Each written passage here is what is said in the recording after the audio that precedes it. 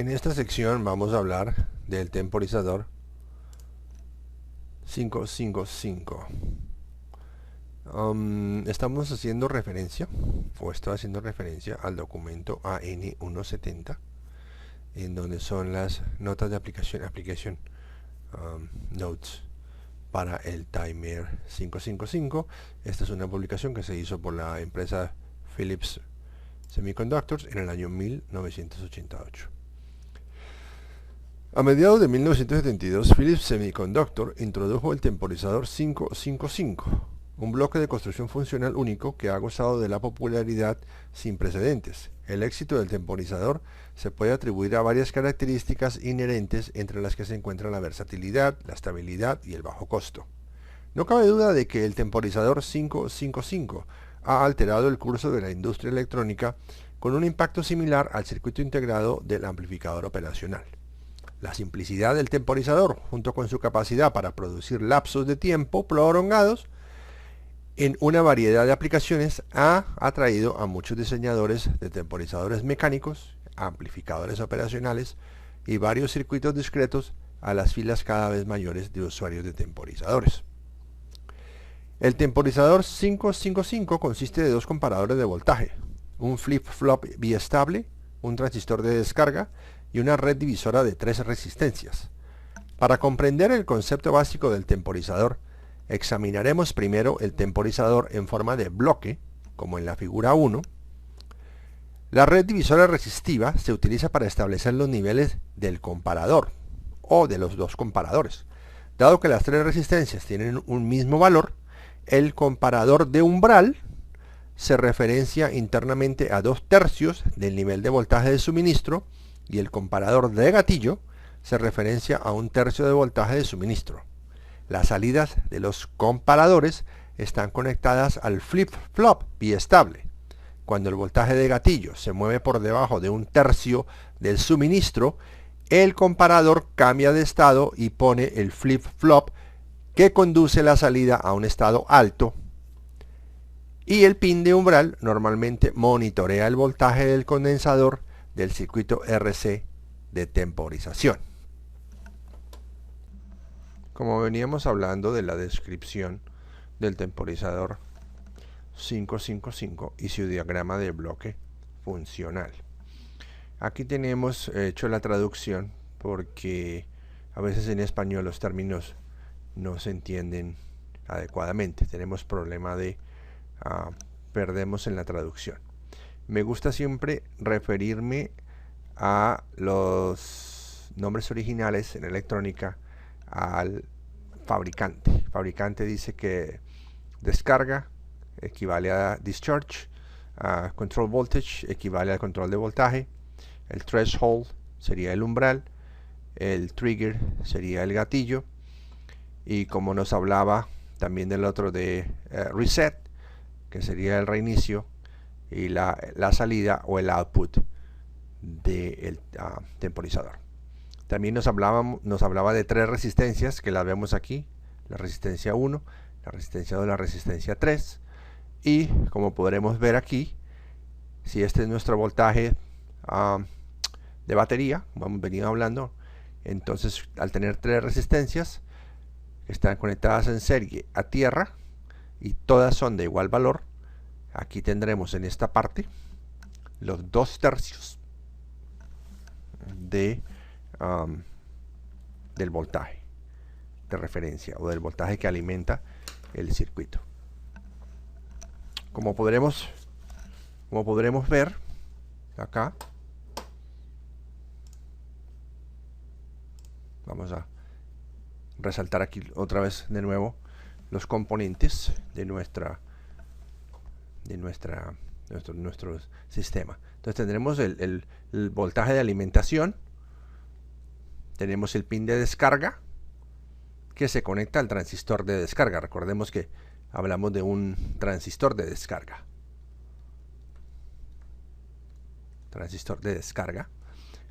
Hablamos de nuestra red de resistencias R. Podemos llamar esta R1, R2 y R3. En su mayoría estas resistencias tienen un valor de 5K. Creo que de ahí se deriva su origen, de las 555. 3 resistencias de 5000. El origen es desconocido, pero creo que es una de las teorías que más se utiliza para describir su valor. Las 3 resistencias de 5000 ohmios cada una.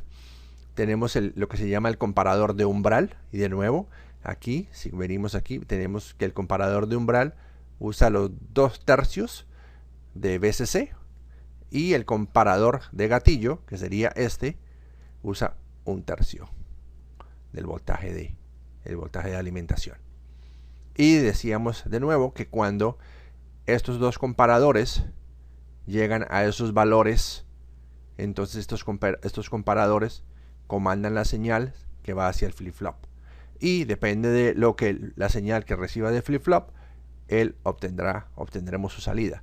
Que lo que se llama la salida, en este caso sería una salida alta o baja, estaría en 0 y iría hacia arriba.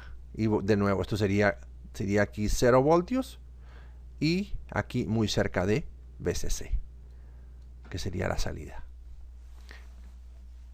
La salida del temporizador. Entonces lo que vamos a hablar en nuestro circuito es cómo conectar este circuito integrado, porque es un circuito integrado, a nuestro circuito para que nos funcione adecuadamente. Este es un diagrama funcional que yo solamente lo tengo aquí porque es la referencia que vino en el documento, cómo se explica, pero yo tengo mi diagrama funcional que me gusta usarlo, que es un poquito diferente. O sea, tiene exactamente los mismos elementos, pero es un poquito diferente. El diagrama funcional que me gusta usar a mí es este. Este es el diagrama funcional que me gusta usar porque me permite tener físicamente los pines, porque podemos asociar aquí el pin 1, el pin 2, el pin 3, el pin 4, pin 5, el pin 6, el pin 7 y el pin 8. Como podemos darnos cuenta, aquí tenemos lo mismo, las 3 resistencias, y como hablábamos anteriormente, tenemos el comparador de umbral. Acordémonos que el threshold es el umbral. Este es el control de voltaje. Este es la descarga. Este es el control gatillo. Este es el ground o tierra. Esta es la salida. Y este es el reinicio. Los términos en español a veces no los uso y entonces mi español es un poquito machucado. Porque como ando términos en inglés, términos en español, pero uso los términos en inglés porque es donde como el fabricante pone sus nombres. ¿Ok? Entonces, este chip al cual me refiero es básicamente viene así, en esta forma, en este paquete, que sería el DIP 8, y tiene aquí una marquita. Siempre acordémonos que estos tienen aquí una marquita, que significa que este sería la parte pues de arriba, el top.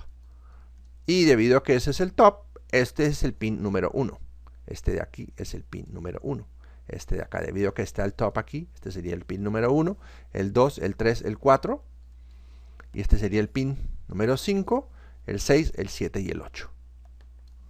Entonces aquí esta conexión eléctrica correspondería a estos pines de acá.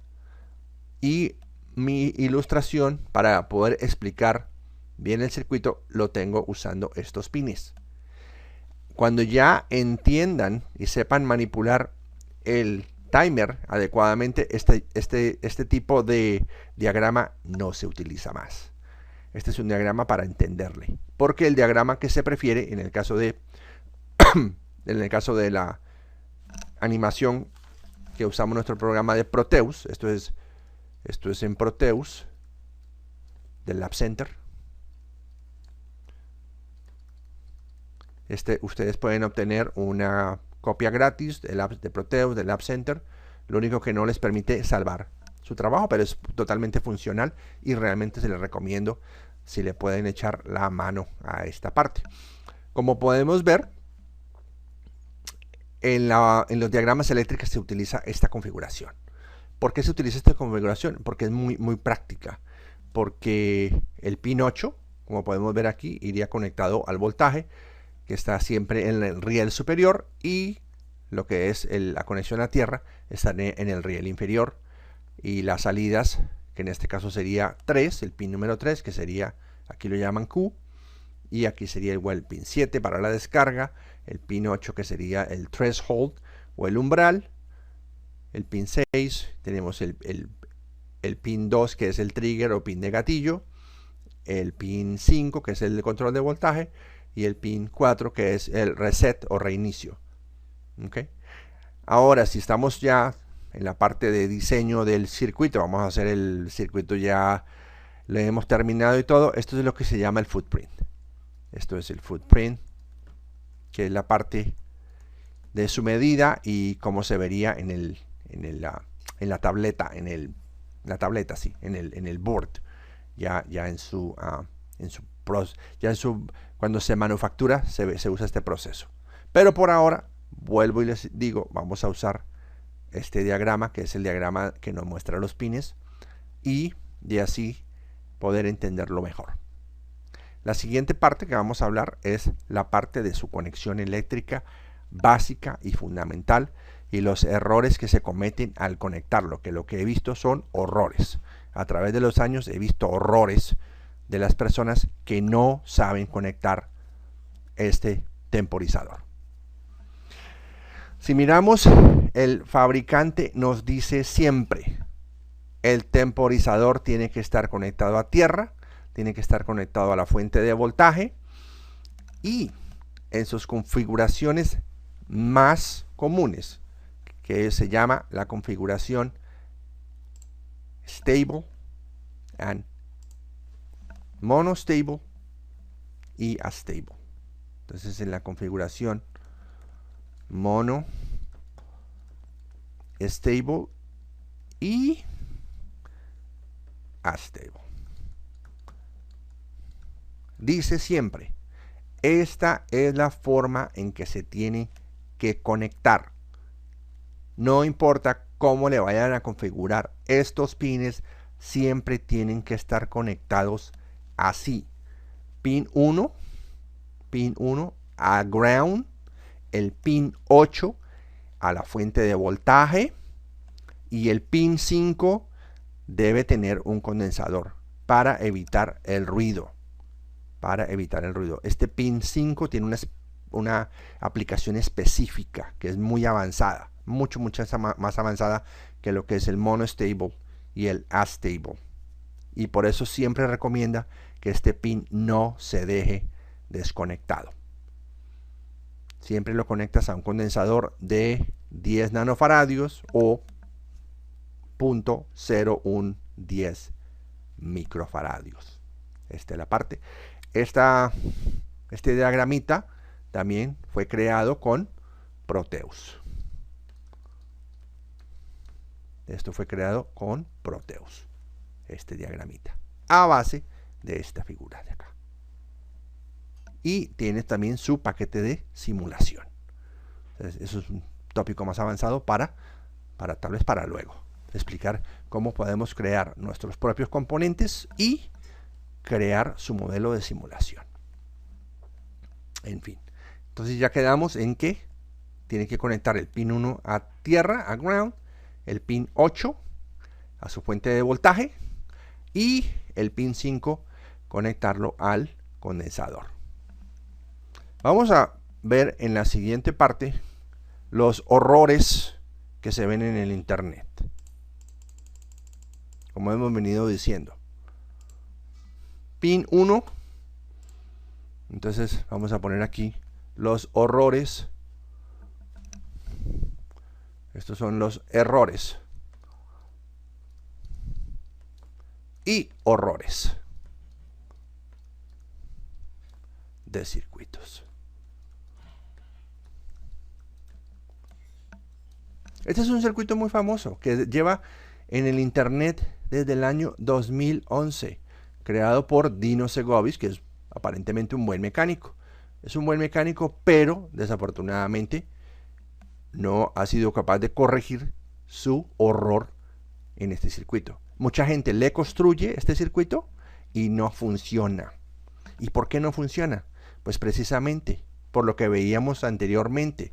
Entonces decimos que el pin 1, el pin 8 y el pin 5. ¿Correcto?